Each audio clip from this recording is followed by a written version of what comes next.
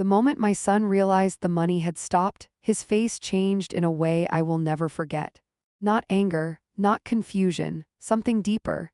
It was the look of a man who had just realized the ground he had been standing on for years was never his. But to understand why that moment happened and why I stayed silent for months before it, you need to understand something about me first, and about the accident that changed everything. Before we begin, if you enjoy stories about strength, wisdom, and women learning to protect themselves, please like the video and subscribe to the channel. Stories like this remind us that kindness should never mean surrendering our dignity. Now let me tell you what really happened. My name is Margaret Lawson. I am 67 years old, a widow, and for most of my professional life I worked as a financial compliance officer. My job was simple in theory and ruthless in practice. I studied financial patterns. Numbers tell the truth people try to hide. Money, I used to tell my clients, behaves like water. It always leaves a trail somewhere. For 32 years, I helped companies uncover fraud, misused funds, and quiet betrayals hidden inside spreadsheets. What I never expected was that one day I would need those same skills inside my own family. The accident happened on a rainy Thursday afternoon. I had just left the bank after reviewing some investment statements when another driver ran a red light and struck the side of my car. I remember the sound more than anything else. Metal collapsing, glass shattering, the violent spinning of the vehicle before everything stopped. When I woke up in the hospital, the first thing I noticed was the silence. The second thing I noticed was that my phone had 23 unread messages. Most of them were from friends at church. Only one was from my son. Ryan Lawson is my only child. He is 40 years old and works as a commercial contractor. Ryan has always been hardworking, but his income has never been stable. Construction projects come and go, and over the years I helped him financially when contracts fell through. At first it was temporary support. Then it became routine. Eventually it became something he simply expected. His message read, "Mom, I heard you were in an accident. Let me know when you're home." That was it. No call, no visit, just a text message. At the time, I told myself he must be busy. People always make excuses for the ones they love. The doctor explained my injuries were not life-threatening, but recovery would take time. A fractured rib, a deep shoulder bruise, weeks of physical therapy. They kept me in the hospital for 3 days. Ryan never came. Instead, the person who visited me the most during those days was my granddaughter, Emily. Emily Lawson is 12 years old, Ryan's daughter, and the light of my life. She sat beside my hospital bed one afternoon doing homework and telling me about her science class. "Grandma," she said softly, "Dad says you'll be okay." I smiled. "Your dad is right." Emily looked relieved. Children still believe adults always know what they're talking about. That night I received another message from Ryan. "Mom, quick question. Did the monthly transfer go through today? My bank app is acting weird." I stared at the phone for a long time, not because I was angry, because I suddenly understood something. For 3 years I had been sending Ryan a monthly financial transfer. It started when one of his projects collapsed during the pandemic. At the time he needed help with mortgage payments and contractor payroll. $6,000 a month. Temporary support, except temporary had turned into permanent. Even while I was in a hospital bed recovering from a car accident, the first thing he noticed was the transfer. I didn't respond, not that night, not the next morning either. But I did start paying attention. When I returned home a week later, my daughter-in-law Lena Lawson stopped by. Lena is 37 and works as what she calls a lifestyle consultant. She helps people curate social media brands, appearance, image, influence. Lena is very good at presentation. Everything about her looks polished. When she arrived at my house, she brought flowers and a perfectly sympathetic smile. "Oh, Margaret," she said softly, hugging me carefully. "Ryan told me how scary the accident was." Ryan hadn't come with her. He had to meet a contractor, she explained. "The project timeline is really tight." Of course it was. We sat in my living room while she talked about Emily's school activities and a new kitchen renovation they were planning. A renovation. Interesting. When she finished her coffee, she stood up and glanced casually at the hallway table where my mail was stacked. "Ryan mentioned the bank transfer was delayed," she said. "Technology is so unreliable lately." I nodded slowly. Yes, I said quietly, technology can be very unpredictable. After she left, I opened my laptop and reviewed my banking records. 3 years of monthly transfers, $216,000. I studied the pattern carefully, then I noticed something else. Over the past year, the transfer amounts had increased slightly several times. Requests for temporary help, contract delays, unexpected expenses, medical bills for Emily, every reason sounded reasonable at the time. But when I placed the numbers together, something didn't feel right. Patterns matter, and this pattern was growing. So I made a decision that night. Not a dramatic decision, not an emotional one, just a quiet change. I canceled the automatic transfer. No announcement, no warning, just a silent adjustment inside my bank account. Then I waited. 4 days later, my phone rang. Ryan. Mom, he said quickly, the bank says the transfer didn't go through again. Can you call them? His voice sounded slightly irritated, like someone dealing with a technical inconvenience. I leaned back in my chair. I'll check into it, I said calmly. I did check into it, just not in the way he expected. The next morning, I scheduled a meeting with someone I trusted, Victor Alvarez. Victor is a former federal financial crimes auditor who now works as a private compliance investigator. I had collaborated with him years earlier during a corporate fraud case. Victor believes something I learned long ago. Money never moves without leaving footprints. And I had a feeling my son's finances had footprints I had never bothered to examine. When Victor arrived at my house, he reviewed the records quietly. No judgment, just observation. After about 20 minutes, he looked up and said something that made the room feel suddenly colder. Margaret, he said carefully, how much visibility do you currently have into your son's actual financial situation? Very little, I admitted. Victor nodded slowly. That's what I thought. He closed the folder of statements and leaned back in his chair. If you want, he said, we can take a deeper look. I asked him one simple question. What kind of look? Victor's expression didn't change. The kind that shows where money really goes. I stared at the spreadsheet on the table. For the first time in months, curiosity replaced doubt. Because something about the pattern of those transfers was beginning to bother me. And I had spent too many years in financial compliance to ignore instincts like that. But what Victor discovered over the next 2 weeks was something I never expected to find about my own son.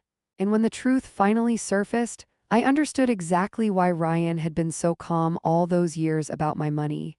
Because he believed it would never stop. Until the day it did. Victor Alvarez didn't speak for almost a full minute after opening his laptop at my dining table. Silence never bothers me. In fact, after decades working in financial compliance, I've learned silence is usually the moment when truth begins organizing itself. Victor scrolled slowly through the spreadsheets I had prepared.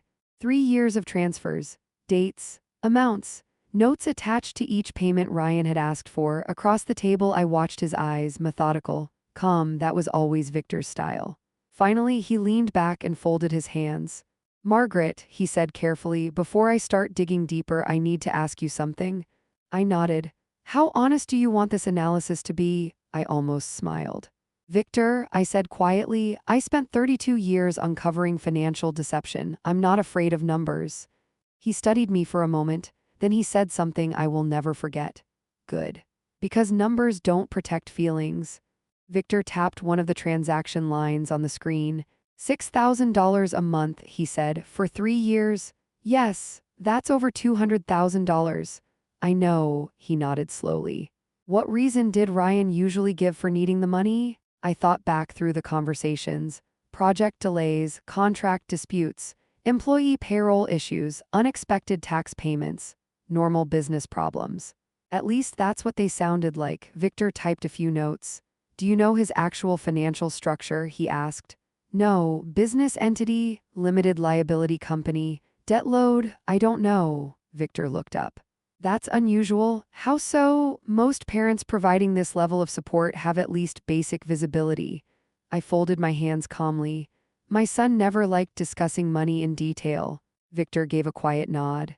Yes. That happens often. He turned the laptop toward me. Here's what we're going to do. On the screen was a simple financial map, income sources, debt indicators, property records, public filings. Most people think financial investigation requires secret databases. Victor explained. In reality, 80% of useful information is publicly available if you know where to look. He began opening multiple windows. Construction licensing records, business filings, county property registries, lender disclosures. Each document slowly built a picture, not a dramatic picture, just a clearer one. After about 20 minutes, Victor stopped typing. His eyebrows moved slightly upward. That's interesting. What is? I asked. He turned the screen again. A property record appeared, Ryan Lawson, primary residence. Estimated value $860,000, I blinked. Ryan had never mentioned a house that expensive. I thought they were still living in the smaller place they bought after Emily was born, I said quietly. Victor nodded. They were. Another document appeared, property refinance record. 18 months earlier, loan value $420,000. Victor didn't say anything. He didn't need to. I felt a strange calm move through my chest. Ryan told me last year he was struggling with contractor payroll, I said slowly. Victor clicked another file. Maybe he was. Another number appeared, vehicle registration, 2 vehicles, a luxury SUV and a sports coupe. Neither of which Ryan had ever mentioned. I leaned back slightly. Interesting, I said softly. Victor studied me. You're handling this remarkably well. I gave a small smile. Financial auditors develop thick emotional skin. He nodded again.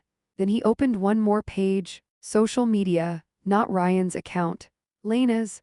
My daughter-in-law Lena Lawson presents herself online as a lifestyle consultant. Her page looked like a glossy magazine. Designer handbags, weekend trips. Upscale restaurants, vacation photos, everything polished, everything curated. Victor scrolled slowly.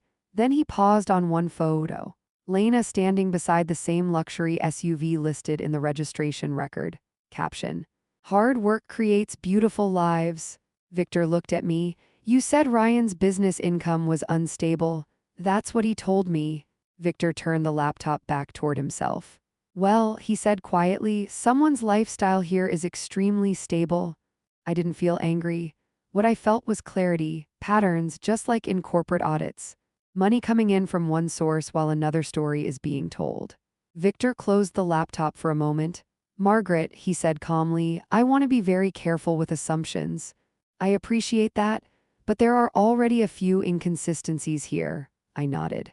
I see them. He leaned forward slightly. If we continue this analysis, we'll likely discover the full financial structure. And what might that show? I asked. Victor's answer was simple. Where your money actually goes. The room grew quiet again. Across the hallway, I heard Emily's laughter from the living room. She had come over after school that afternoon to do homework. She was sitting on the couch drawing something colorful on her tablet, completely unaware that 2 adults in the dining room were quietly mapping the financial reality of her parents. Victor followed my gaze toward the living room. That's your granddaughter? Yes, Emily, 12, very observant child, I said, but thankfully not observant about adult problems. Victor nodded thoughtfully. Then whatever we do next should protect her first. I appreciated that answer. Because Emily had nothing to do with this situation. Children should never pay the price for adult decisions. Victor reopened the laptop. Before we go further, he said, there's someone else you should speak with. Who? Your estate attorney. Caroline Briggs, I asked. Victor smiled slightly. Yes, I know Caroline, very sharp. Caroline Briggs had handled some of my financial structuring after I sold my consulting firm years ago. Discreet, precise. Exactly the kind of attorney who understands long-term strategy. Victor tapped the laptop. If there's even a small chance your financial support has become an assumption instead of a gift, you need to protect your assets now. I understood what he meant. Not emotionally, legally, financially, quietly, just like any other compliance investigation. That evening after Victor left, I made one more call to my bank, specifically to a man named Daniel Reeves. Daniel Reeves is the senior compliance officer at my bank. I've known him for years through investment reviews. Daniel answered on the second ring. Margaret, good to hear from you. How are you recovering after the accident? Slowly, I said. But I need to review something. Of course. I'd like to place additional monitoring on my accounts. There was a small pause. Is there a concern? He asked. Not yet. Daniel understood immediately. I'll make the adjustments quietly, he said. Thank you. After the call ended, I sat alone in my living room. Outside, the evening sun was fading behind the trees. Emily walked in holding her tablet. Grandma, she said, smiling, look what I drew. It was a picture of our family, her, Ryan, Lena, and me, all standing together. I smiled warmly. It's beautiful. She hugged me before going back to the couch. I watched her for a moment, then I looked back toward the dining table where Victor's notes were still spread out. For the first time, I realized something important. This situation wasn't just about money, it was about assumptions. Ryan had assumed the monthly transfers would always continue. Lena had assumed I didn't understand modern finances. But they had both forgotten something. I spent my entire career studying financial behavior. And once you start following the money, the truth always shows itself eventually. What Victor uncovered 3 days later proved just how much my son had been hiding, and it also revealed something else. Something that explained exactly why Ryan had never worried about losing my financial support. Because somewhere along the way, he had built his entire life around the belief that my money belonged to him. 3 days after Victor Alvarez began examining the financial records, he called me early in the morning. Victor is not the type of man who calls without a reason. So when I saw his name on my phone, I already knew something important had surfaced. Margaret, he said calmly, do you have time to talk today? Yes. I think you should see what I've found in person. There was something in his voice that told me this was no longer a simple financial review. It was becoming an investigation. Victor arrived at my house around noon carrying a thin folder and his laptop. Not a thick stack of documents, just a few carefully selected pages. That alone told me everything I needed to know. When financial investigators bring only a few documents, it usually means those documents say enough by themselves. Emily was at school and the house was quiet. Victor sat across from me at the dining table. He opened the laptop and turned the screen toward me. Let's start with Ryan's business, he said. Ryan Lawson, my son, operates a commercial contracting company, or at least that's how he always described it. Unpredictable income. Delayed payments, projects falling through, that was the explanation for the monthly support I had been sending. Victor clicked open a business filing record. Ryan's company is active, he said. Yes, but the revenue numbers reported here are much higher than what he described to you. How much higher? Victor rotated the screen again. Annual revenue estimate $1.1 million, I blinked. Contracting businesses often report high revenue but low profit, Victor said calmly. So that alone doesn't prove anything. Understood. He clicked another document. Vendor filings, subcontractor payments. Then a tax lien notice. That caught my attention immediately. Tax lien $148,000, filed 8 months earlier. I looked at Victor. Ryan never mentioned this. I suspected that. Victor leaned back slightly. This kind of debt doesn't appear overnight, it builds over time. I studied the numbers quietly. The situation was becoming clearer, revenue coming in, debt accumulating, and monthly transfers from me filling the gaps.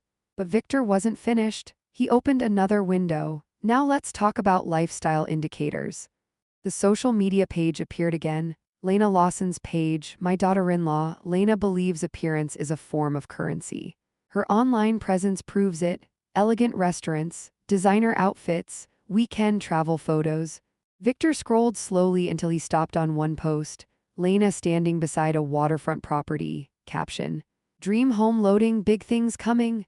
Date 2 months ago. Victor clicked another record. County Property Registry, property purchase contract. Buyer Ryan Lawson.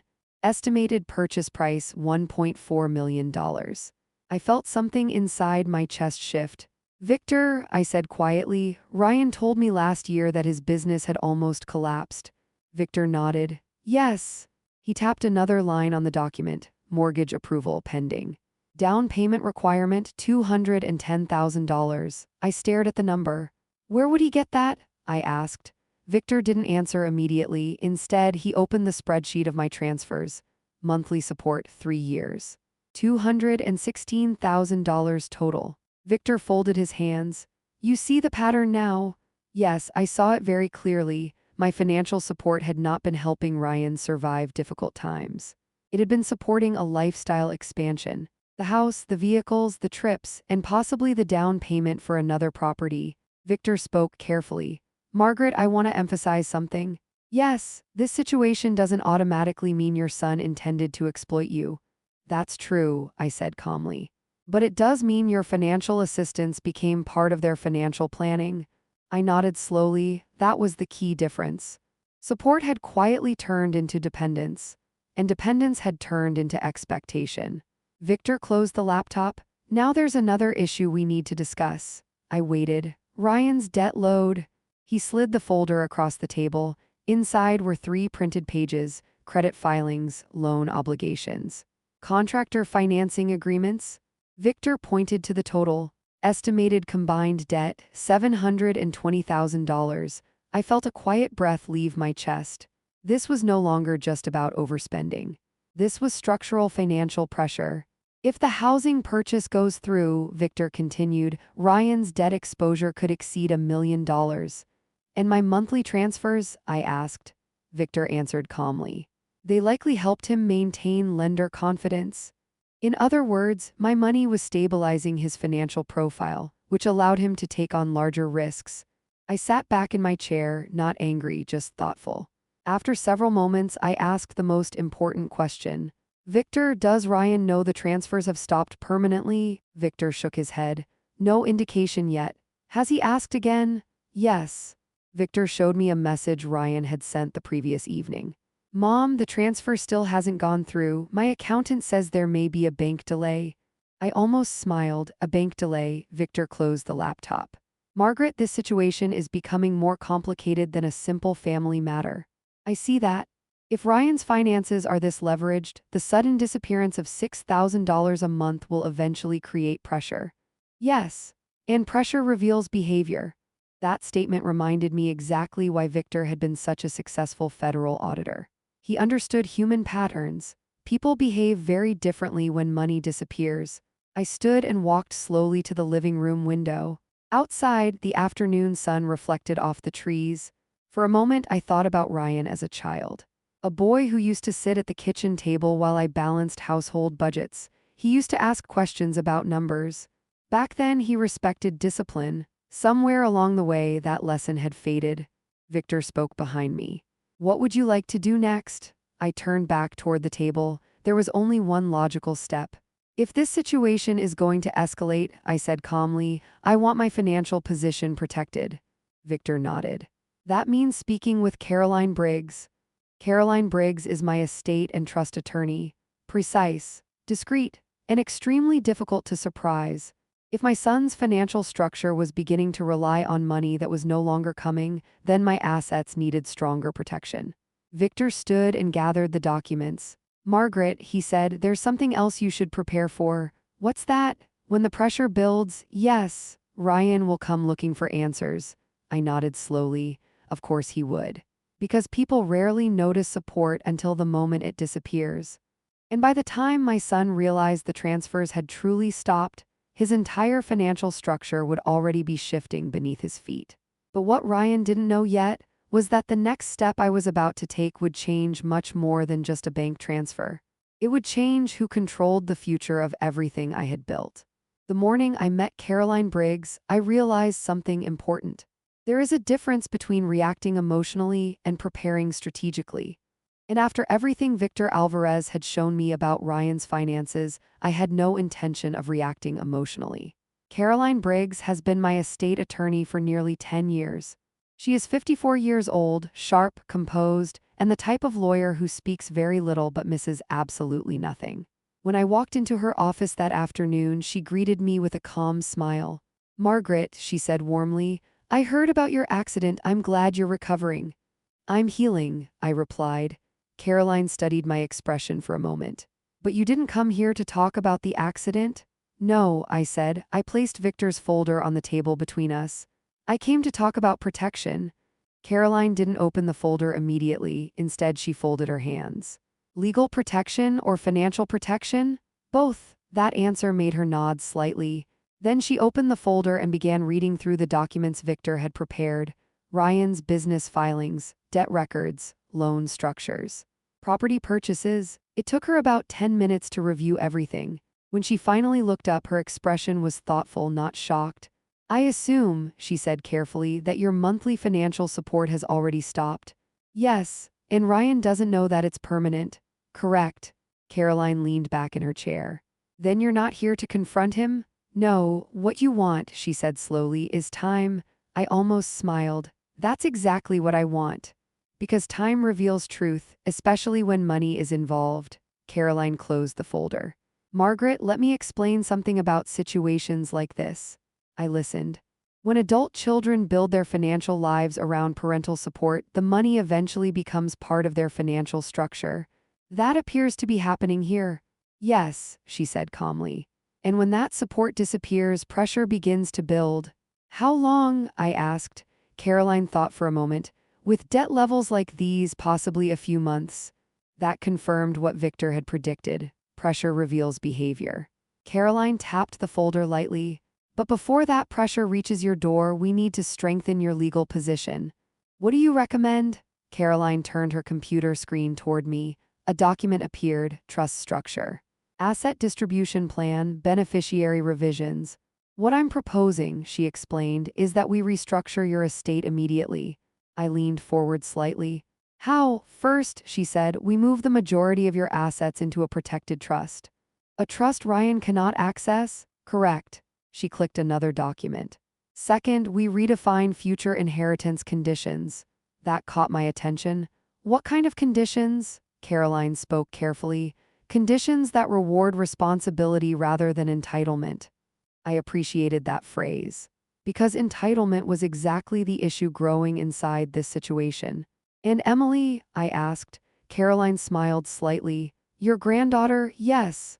Emily can receive direct educational protections inside the trust. That's important to me, Caroline nodded. We can structure it so that her future education and opportunities are guaranteed regardless of her parents' financial behavior. That answer gave me immediate peace of mind, because Emily had nothing to do with this problem. She deserved a stable future, Caroline continued. Third, we should update your financial authorization protections, meaning, in case anyone ever attempts to access your assets improperly. That thought hadn't occurred to me yet. But Victor's investigation had already shown how complicated Ryan's financial situation had become. Pressure makes people do unpredictable things. I agree, I said. Caroline typed a few notes. There's one more person you should involve in this process. Daniel Reeves? I asked. Caroline looked mildly surprised. You've already spoken to him? Yes, Daniel Reeves is the senior compliance officer at my bank. He specializes in monitoring irregular financial activity. Caroline nodded approvingly. Good, then he can implement enhanced monitoring across your accounts. Quietly? Of course. Everything about this situation needed to remain quiet. Because confrontation too early often destroys the opportunity to see the full picture. Caroline closed the folder. Margaret, I want to ask you a personal question. Go ahead. Do you want to repair your relationship with Ryan, or do you want to protect yourself from him? I considered that carefully. The truth was more complicated than either option. I want clarity, I said finally. Caroline nodded slowly. That's a fair answer. We spent the next 2 hours restructuring my estate plan, trust protections, asset transfers, beneficiary adjustments, legal barriers that ensured no one could manipulate my finances. When everything was finished, Caroline printed the documents. Once these are signed, she said, your financial structure will be extremely difficult to challenge. Good, she handed me the pen. I signed each page carefully, not with anger, with precision, because protecting what you built is not cruelty, it is responsibility. When the meeting ended, Caroline walked me to the door. Margaret, she said quietly, I've seen situations like this before. I'm sure you have. The moment financial pressure begins affecting Ryan's life, he will come to you. I know. And when he does, remember something important. What's that? Kindness and boundaries can exist at the same time. I appreciated that reminder. Because the next part of this story would require both. That evening, I returned home and found Emily sitting on my couch doing homework again. She looked up and smiled. Grandma, Dad said he might stop by tonight. I raised my eyebrows slightly. Did he? Yes. Interesting, Ryan hadn't visited since my accident weeks earlier, But now that the bank transfers had stopped, he suddenly had time to visit. I smiled gently at Emily. Well, I said calmly, that will be nice. But inside, I understood something very clearly. The financial pressure had already begun, and if Victor and Caroline were right, this was only the beginning of what Ryan was about to discover. Because the one thing my son still didn't understand was that the money he thought belonged to him had never actually been his. The first thing I noticed when Ryan arrived that evening was how quickly he looked toward my kitchen table. Not at me, not at Emily, at the table. Because for the last 3 years, that table had been the place where we talked about temporary help. Temporary help that quietly became $6,000 a month. I was sitting in the living room when he walked in. Emily ran to him immediately. Dad, Ryan hugged her tightly. Hey, kiddo. He looked thinner than I remembered, tired, a little distracted. Pressure has a way of showing up physically before people admit it verbally. Ryan glanced at me and forced a smile. Hey, Mom. Hello, Ryan. He stepped forward and gave me a quick hug, not cold, but not warm either. The kind of hug people give when they don't want a conversation to get emotional. Emily sat back down with her homework, and Ryan lowered himself into the chair across from me. For a few seconds, neither of us said anything. Then he cleared his throat. So, how are you feeling after the accident? I almost smiled. Ryan had never been very good at small talk. I'm recovering well, I said calmly. That's good. He nodded quickly. Then his eyes moved again toward the hallway where my office was located. I recognized the behavior instantly. People searching for the right moment to bring up money. I waited. Because silence makes uncomfortable conversations appear faster. Finally, he said it. Mom, did the bank ever figure out what happened with that transfer? There it was, the real reason for the visit. I folded my hands. What transfer? I asked gently. Ryan frowned slightly. The monthly one. Oh, I said quietly. That single word made him sit forward. The bank said it might be a processing delay, he continued. But it's been almost 2 weeks now. Emily looked up from the couch. What transfer? Ryan gave her a quick smile. Just boring adult stuff. Emily shrugged and went back to her homework. I kept my voice calm. I canceled it, Ryan blinked. Canceled it? Yes. The room went completely still. Ryan leaned back slowly. Wait, what do you mean canceled it? I mean the monthly transfers have stopped. His expression shifted, confusion first. Then disbelief. Why? I looked at him carefully. Because it was temporary support, Ryan. He shook his head slightly. No, Mom, we talked about that. We did. You said you wanted to help until things stabilized. Yes, well, things haven't stabilized yet. I nodded slowly. I'm aware, Ryan rubbed his forehead. Mom, my company is in the middle of 3 projects right now. Payroll alone is huge. The timing on this is really difficult. There it was again, not concern, logistics. Money problems explained like project delays. Ryan, I said calmly, your business revenue last year exceeded $1 million. His head snapped up. Where did you hear that? I held his gaze. I know how to read financial filings. For a moment he didn't speak, then he laughed nervously. Those numbers don't mean profit. I understand that.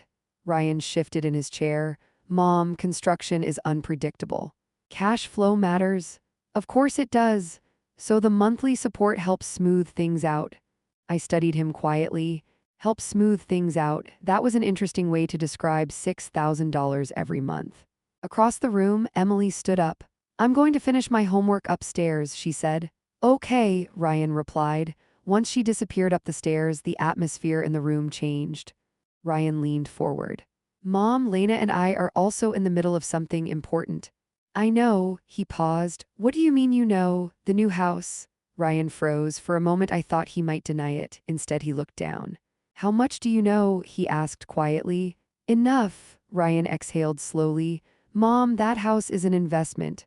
I'm sure that's what Lena calls it. He frowned. Lena works hard.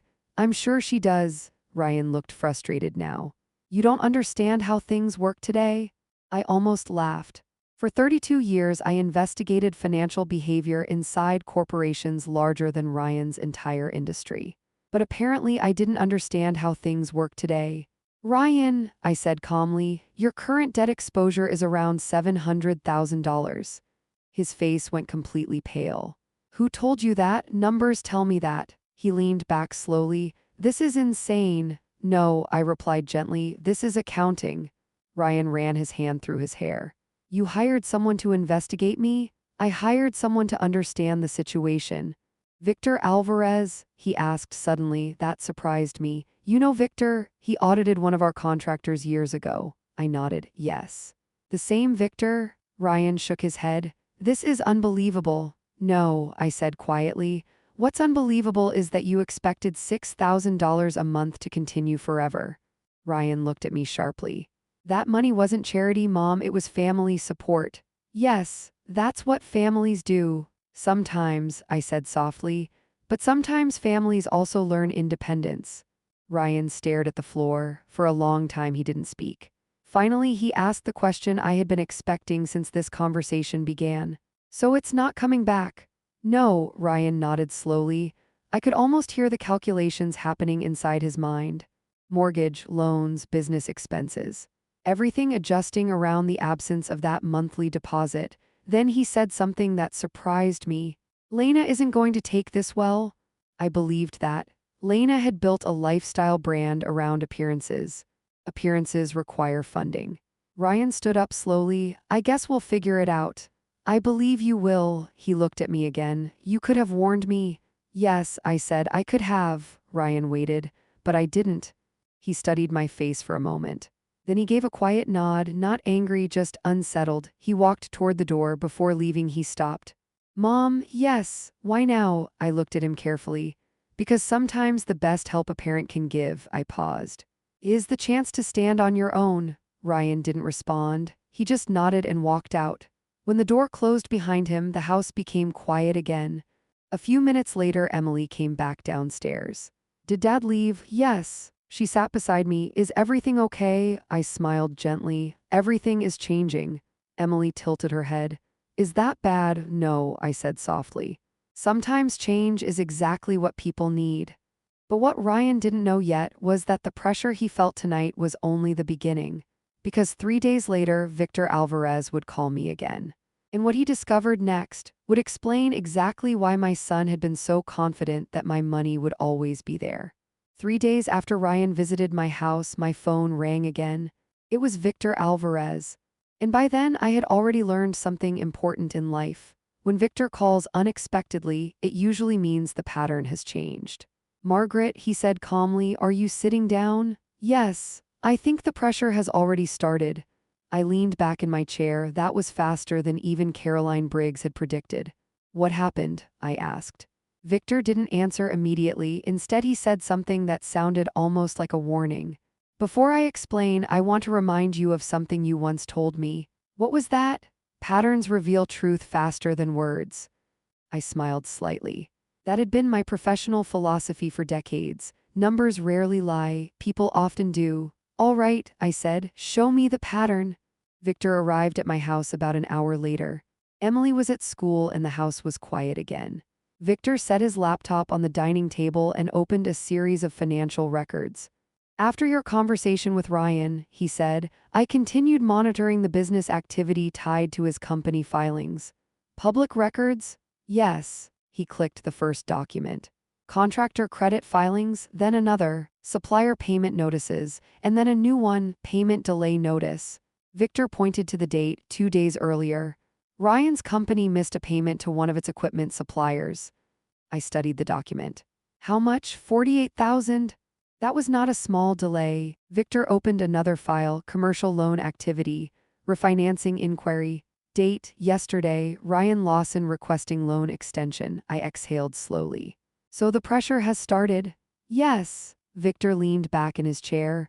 When $6,000 a month disappears from a financial structure already carrying heavy debt, the effects appear quickly. That was something I understood very well. Cash flow gaps rarely remain hidden for long. Has he contacted you again? Victor asked. No, Victor nodded slowly. That's interesting.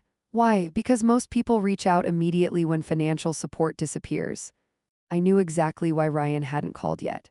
Because pride delays difficult conversations, especially between parents and adult children. Victor opened another screen. This is something else I noticed. The image that appeared was familiar. Lena Lawson's social media page again. My daughter-in-law, Victor scrolled to the newest post. The caption read, "Big decisions require bold moves." The photo showed Lena standing in front of a real estate office. I studied the image carefully. "Is that the same waterfront property?" "Yes," Victor said, "but here's the interesting part." He clicked another document, mortgage application update, status, pending review. Victor looked at me. "Without your monthly transfers, the lender is reevaluating their approval." In other words, the house purchase was now uncertain, and Lena had already announced it publicly online. That explained the tone of the post. Bold moves. When people make financial commitments based on money that isn't guaranteed, bold moves quickly turn into expensive mistakes. Victor closed the laptop. "Margaret, there's something else you should prepare for." "What?" "Lena." I raised an eyebrow. "Why Lena?" Victor smiled slightly. "In my experience, when financial plans collapse, the person most invested in the lifestyle reacts first." He was probably right. Ryan handled business, but Lena handled appearances. And appearances require stability. I stood and walked to the kitchen window again. The same window where I had stood many times during this situation. Outside, the afternoon sunlight reflected across the street. Everything looked calm. But inside Ryan's financial world, things were shifting quickly. Victor spoke again. "There's one more thing I want to show you." He reopened the laptop, banking activity. "Daniel Reeves shared something with me this morning." That caught my attention immediately. Daniel Reeves is the senior compliance officer at my bank. Extremely careful, extremely discreet. "What did Daniel notice?" I asked. Victor turned the screen toward me. 2 account access attempts. Online login attempts to my financial account, both unsuccessful. Date, yesterday evening. My eyes narrowed slightly. "From Ryan," Victor nodded. "The IP address matches his home network." I didn't feel angry, but I did feel something shift inside my chest. Not anger, just confirmation. Ryan had tried to access my financial account. Perhaps just to check the transfer status, perhaps out of curiosity, but the attempt itself mattered because it showed something very important. The expectation of access. Victor closed the laptop slowly. "That's why Caroline Briggs was right to restructure your estate protections." "Yes," I said quietly. "Your accounts are now locked behind additional verification layers. Daniel made sure of that." I nodded. "Good. Because trust is a beautiful thing, but financial access requires structure." Victor stood and gathered his documents. "Margaret," he said, "the next stage of this situation will likely move faster." "Why?" "Because financial pressure rarely stays hidden." He paused. "And because Lena has already announced something she may not be able to deliver." That made sense. Public expectations are powerful motivators, especially for someone whose career depends on appearances. Victor walked toward the door. "Be prepared," he said. "For what?" "For someone knocking on your door soon." After he left, I sat quietly in the living room. A few hours later, Emily came home from school and immediately began telling me about her science project. I listened carefully, because children deserve attention even when adult problems exist in the background.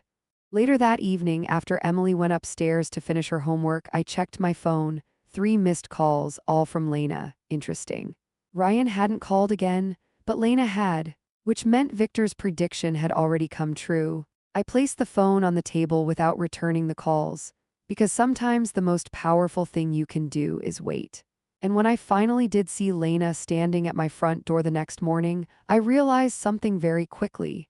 She wasn't coming to ask politely. She was coming to demand answers. And the conversation that followed would change my relationship with my son's family forever.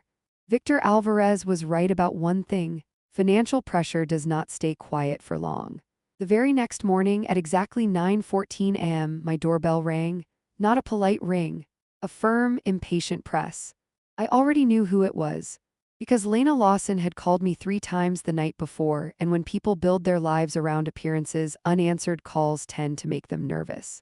I opened the door slowly. Lena stood there in large sunglasses, perfectly styled hair, and a white blazer that probably cost more than most people's monthly grocery bills. But her expression gave something away. Control. Or more accurately, the loss of it. "Margaret," she said quickly, "we need to talk." Not "may we talk," not "do you have a moment," "we need to talk." I stepped aside. "Come in." She walked into the living room and immediately removed her sunglasses, scanning the house as if expecting someone else to be present.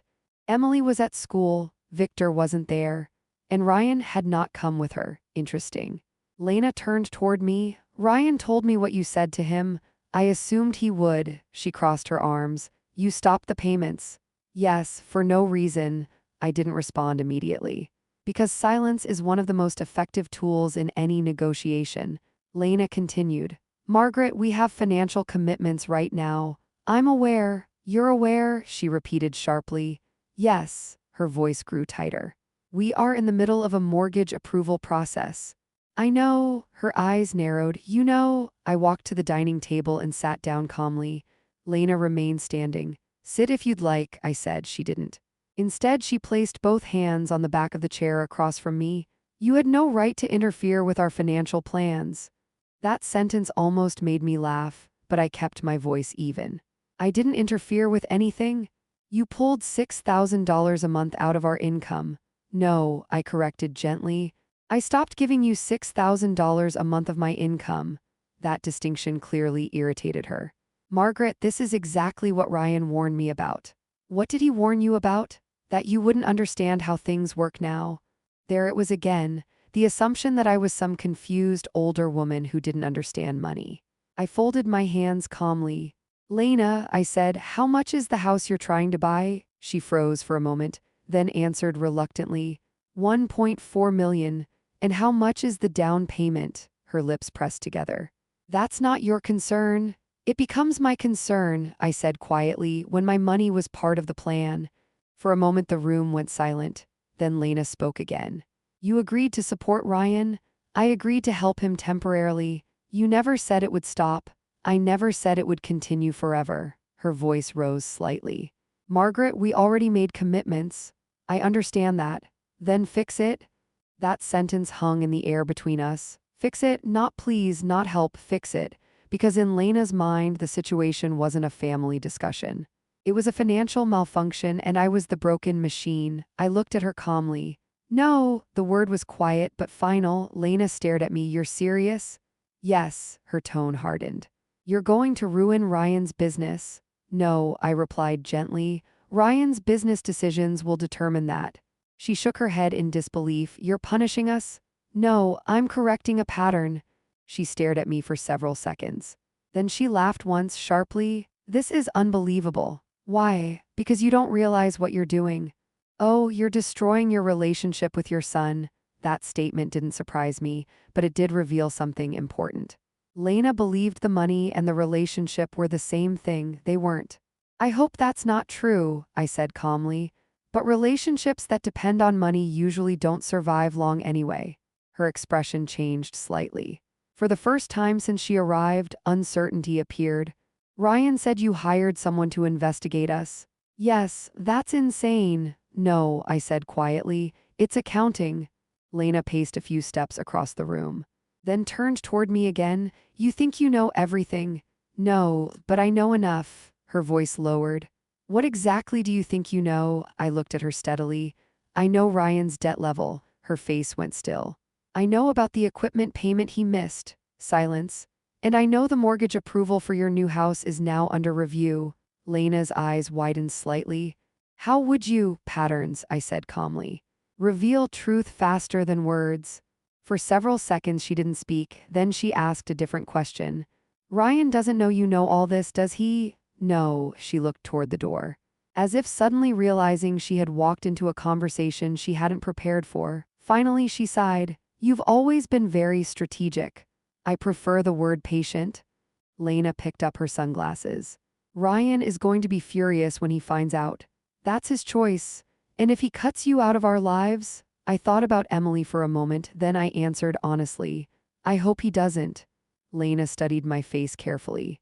Perhaps she was searching for hesitation, but there wasn't any. Eventually she walked toward the door. Before leaving, she turned back one last time. "You could still fix this." "Yes," I said, "I could." She waited. "But I won't." Lena nodded slowly. Then she opened the door and walked out. The house became quiet again. I sat there for a few minutes thinking about what had just happened, not angry, just thoughtful. Because Lena had confirmed something Victor predicted earlier. When financial pressure appears, the people most invested in the lifestyle react first. But the real question was still waiting. How would Ryan react? Because pressure doesn't just create arguments. Sometimes, it exposes decisions people made long before anyone noticed. And 2 days later, when Victor called me again, he revealed something about Ryan's finances that explained everything. Something that made my son's shocked face later make perfect sense. 2 days after Lena left my house, Victor Alvarez called again. This time his voice sounded different. Not urgent, not alarmed, just certain. "Margaret," he said, "I think we've reached the point where everything makes sense." I had been expecting that moment.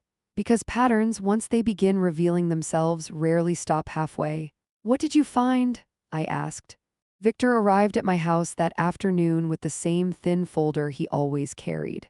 He sat down at my dining table, opened the laptop, and pulled up a financial chart. Ryan's company accounts, loan obligations, supplier payments, mortgage applications, and something else, a personal credit line. Victor pointed to the number, $320,000. I leaned closer. "When was this opened?" I asked. "About 14 months ago," I thought back. 14 months earlier was exactly when Ryan's requests for temporary support began increasing. Victor spoke carefully. "Ryan wasn't just using your money for stability." "For what then?" "For leverage." I understood immediately. The monthly $6,000 wasn't just covering expenses. It was supporting loan confidence. Banks look for predictable income, and Ryan had presented my transfers as a recurring support source. Victor tapped another document. "This is the interesting part." The lender's notes appeared: income verification, financial guarantees. "Your transfers were listed as supplemental family support," Victor explained. That meant something very simple. Ryan's financial structure had been built around the assumption that my money would always continue, which explained his confidence. And his shock when it stopped. Victor closed the laptop. "Without that support," he said calmly, "the entire financial model collapses." I sat quietly for a moment, not angry, just thoughtful, because this was never just about money. It was about expectations. Victor stood up. "I think Ryan understands that now." "What makes you say that?" Victor smiled slightly. "Because your son called me this morning." That surprised me. "What did he want?" "He asked if I had been working with you." And I told him the truth. Ryan wasn't stupid. He knew exactly what Victor's involvement meant. Victor picked up his folder. "I suspect he'll speak with you soon." He was right. That evening, at almost the same time Ryan had visited days earlier, my doorbell rang again. But this time he came alone.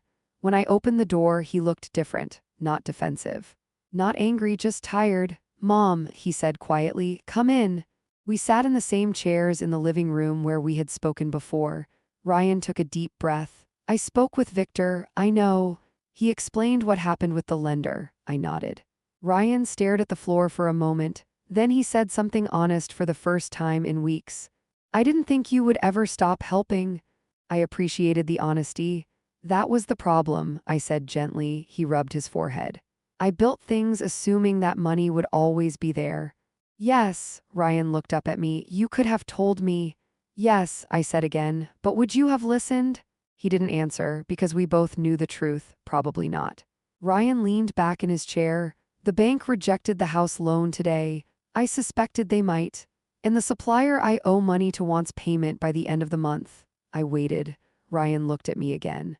"For a while, I thought you were punishing me. And now I think you were teaching me something." That sentence mattered more than anything else he could have said, because lessons only matter when someone understands them. Ryan sighed. "I should have asked for help instead of assuming it." "Yes, I should have told you the truth about the debt." "Yes, and I definitely shouldn't have tried to log into your bank account." That one surprised me slightly.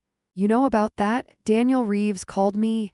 Daniel Reeves had done exactly what a responsible compliance officer should do. Ryan shook his head. "That was stupid." "Yes," I said calmly. "But pressure makes people do strange things." He nodded. For a few minutes we just sat quietly. Then Ryan asked the question I knew would come eventually. "So what happens now?" I looked toward the hallway where Emily's drawings were taped to the wall. My granddaughter's future was always the part of this story that mattered most. What happens now, I said slowly, is that you rebuild. Ryan frowned slightly. Without your money, yes. He thought about that, then he nodded slowly. Fair, I continued, but Emily's future is protected. Ryan looked confused. What do you mean? Her education and opportunities are secured in a trust. His expression softened. You did that? Yes, Ryan exhaled. Thank you. That was the first genuine gratitude I had heard from him in a long time. He stood up. I'm going to have to sell the house. That may be wise. And Lena is not thrilled. I can imagine. Ryan smiled slightly. But we'll figure it out.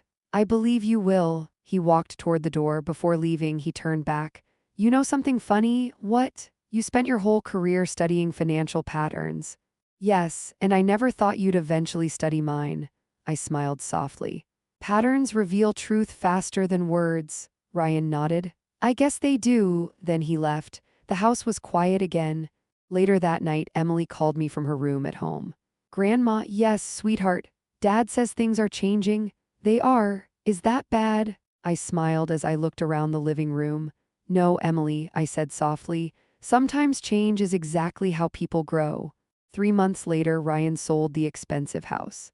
He moved his family into a smaller one they could actually afford. His business stabilized. Slowly, honestly, without depending on money that wasn't his. And our relationship changed too, not perfect, but real. Because sometimes the strongest lesson a parent can give their child isn't money, it's boundaries. And the moment Ryan realized the payments had truly stopped, the look on his face said everything. Not anger, not betrayal, understanding. And that understanding changed our family more than any amount of money ever could.